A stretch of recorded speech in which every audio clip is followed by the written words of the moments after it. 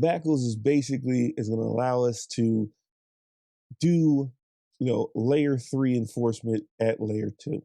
But today's video is going to be on VACLs or VLAN ACLs. So basically what we're going to be doing is we're going to make sure we can do some enforcement in the layer 2 segment without using things like private VLANs or TrustSec, anything like that. Now, if you don't know anything about private VLANs, I'm going to put something up here, probably going to be over my face, and it's going to show you exactly what private VLANs are, and it's going to give you a demonstration of what the power of private VLANs.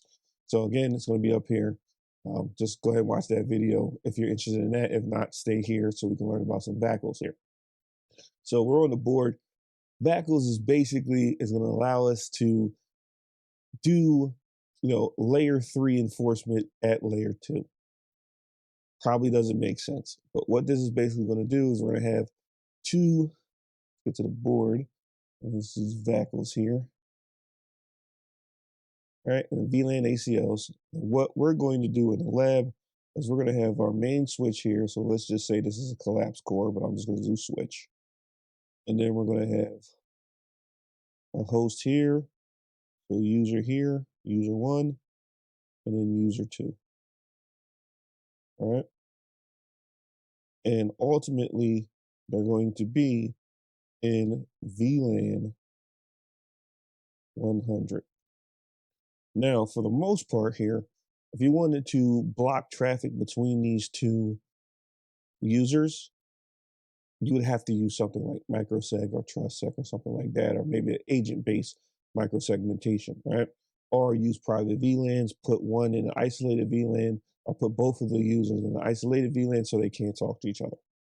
Now, the issue with private VLANs is the setup. Most people don't know how to set private VLANs up, nor do they know the concept of private VLANs. Now, VLAN ACLs or VACLs, they don't really give you an added benefit over private VLANs. In fact, private VLANs are probably better than VACLs because you're dealing with an ACL and you have to make sure that the ACL is on every switch, and then you have to make sure it's applied to the same VLAN when you're using VLAN ACLs or VACLs. With private VLANs, you just have to set up your private VLANs everywhere and then assign the port to its respective VLAN, isolated or community.